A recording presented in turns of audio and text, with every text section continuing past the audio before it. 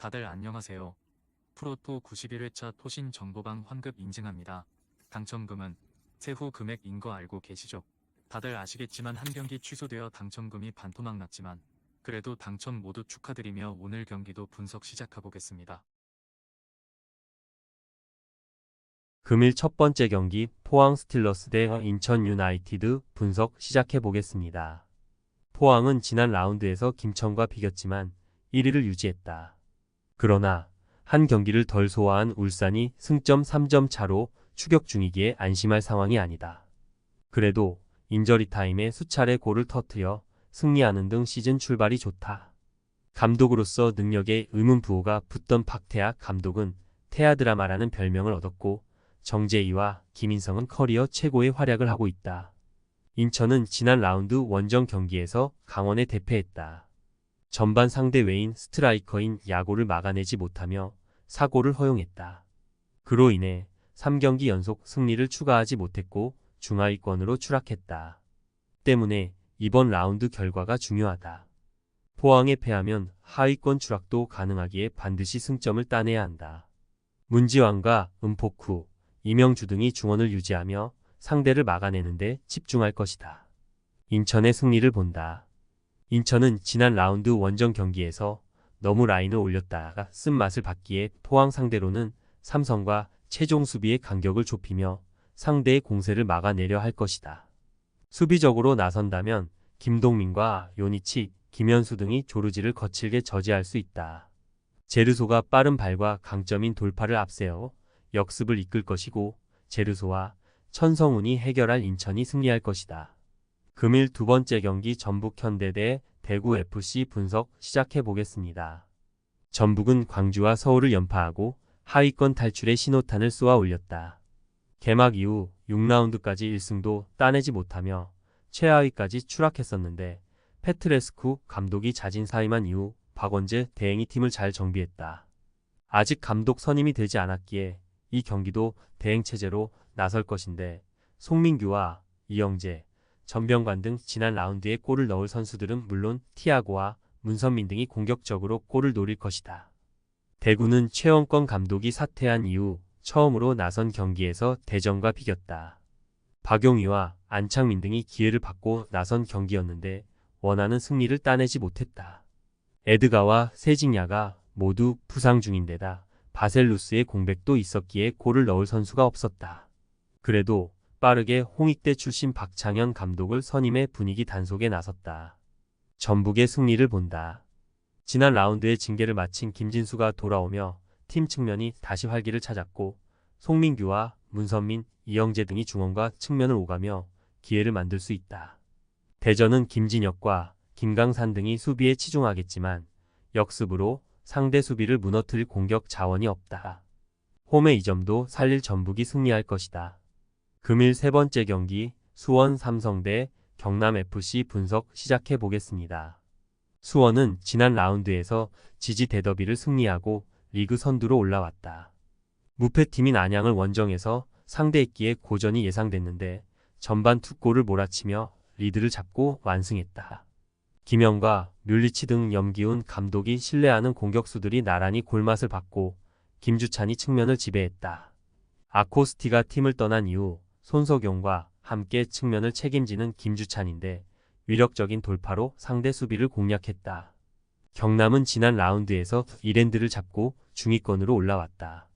군 입대 문제로 결장이 유력했던 원기종이 출전하며 아라블리와 함께 팀 공격을 이끌었고 이민혁의 중원 존재감도 확실했다. 그러나 이번 원정부터는 시즌 초반 팀을 이끌던 원기종이 입대 관계로 빠지기에 박민서와 설현진 등이 그의 공백을 메워야 한다. 수원의 승리를 본다. 경남은 아라블리가 기대만큼 마무리를 하지 못하기에 수원 원정에서 골을 기대하기 어렵다. 입대 관계로 팀에서 빠진 원기종의 공백도 있다. 카즈키와 김상준이 중원에서 점차 경기를 주도하며 분위기를 가져올 것이고 뮬리치와 김주찬이 해결할 수원이 승리할 것이다. 금일 네 번째 경기 전남 드래곤 대 FC 안양 분석 시작해 보겠습니다. 전남은 아산 원정에서 승점을 따내고 홈으로 돌아왔다. 3점은 아니었지만 선제골을 허용한 경기였기에 의미 있는 승점 1점이었다. 시즌 초반 다소 컨디션이 올라오지 않았던 발디비아가 골맛을 봤고 조지훈과 고태원 등 베테랑 수비수들이 상대의 침투를 잘 저지했다. 이장관 감독이 생각했던 풀 스쿼드가 부상으로 인해 갖춰지지 않았지만 임찬울과 김종필, 김종민 등이 로테이션 자원으로 활약 중이다. 안양은 지난 지지 대더비를 패하며 수원에 1위 자리를 내줬다. 그리고 컵 대회에서도 김포의 패에 탈락하는 등 최근 흐름이 좋지 않다. 그나마 1위 수원보다 한 경기를 덜 치룬 상태에서 2점을 뒤졌기에 자력 1위 등극이 가능하지만 떨어진 분위기가 문제다. 마테우스와 달레이, 야고 등 브라질 3톱을 비롯해 김정현이 경기 내내 공격적으로 나서며 전남을 잡으려 할 것이다. 접전을 본다. 안양은 브라질 3톱이 경기 내내 적극적인 스위칭으로 상대 수비를 교란하며 기회를 만들려 할 것이다.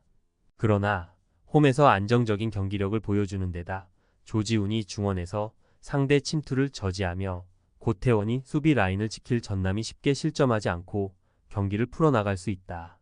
금일 5번째 경기 울산현대 대 제주유나이티드 분석 시작해보겠습니다. 울산은 리그에서 연승에 성공하며 1위 포항을 맹추격 중이다. 승점 3점 차인데 한 경기를 덜 치렀고 골득실에서 각기의 같은 조건이라면 역전할 기회를 잡았다. 그러나 주중에 최악의 결과와 함께 홈으로 돌아왔다. 마리노스를 상대한 아츴 준결승 2차전에서 후반 수적 우세와 함께 경기에 임했지만 역전하지 못했고 승부차기 끝에 패에 탈락했다. 때문에 리그에 집중해야 한다. 제주는 인천전 승리 이후 연패를 당했다. 김천과 수원FC 등을 상대했는데 연속으로 멀티골을 허용했다. 그로 인해 상위 스플릿으로 갈 수 있는 6위의 턱걸이 중이다. 김학범 감독과 함께 새로운 시즌에 대한 기대감이 매우 컸는데 아직은 기복이 있다. 다행히 직전 경기에서 퇴장당한 이탈로는 사후 판독으로 퇴장이 취소됐기에 이번 원정에 나설 수 있다. 울산의 승리를 본다. 이동경이 입대 관계로 빠졌고 주중에 일본 원정을 다녀오며 체력적 부담이 있지만 그래도 최강민과 임종훈, 마틴 아담과 이청용 등 주전급 로테이션 자원이 즐비하기에 큰 부담은 아니다. 또 홈팬들의 응원 속에 나설 수 있는 경기라는 점도 감안해야 한다. 엄원상과 주민규, 아담의 마무리가 기대되는 울산이 승리할 것이다.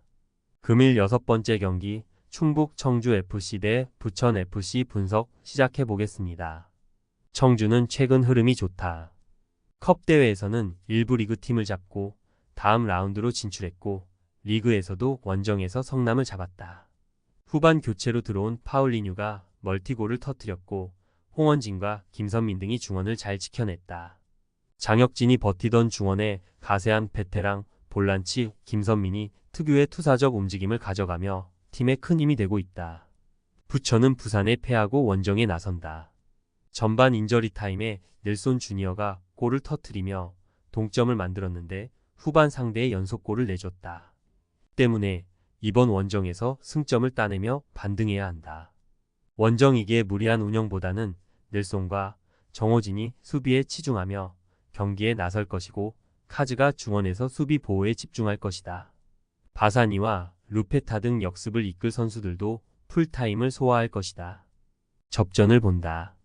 루페타가 최전방에서 파괴력 넘치는 움직임을 보여줄 수 있는 부천이지만 청주는 이한생과 구현준 등 피지컬을 앞세운 수비가 강점인 센터백들이 있고 김선민이 중원에서 수비를 보호할 수 있다. 청주가 안정적인 수비 라인을 가동하며 승점 1점을 가져갈 것이다. 토신 최종 조합은 영상 아래 고정 댓글로 말 걸어주시면 토신 정보방에서 무료로 공유해드립니다. 제발 손해보면서 토토하지 말고 다같이 웃으면서 즐겁게 베팅합시다. 함께 하실 분들은 부담 갖지 마시고 편하게 말 걸어주세요.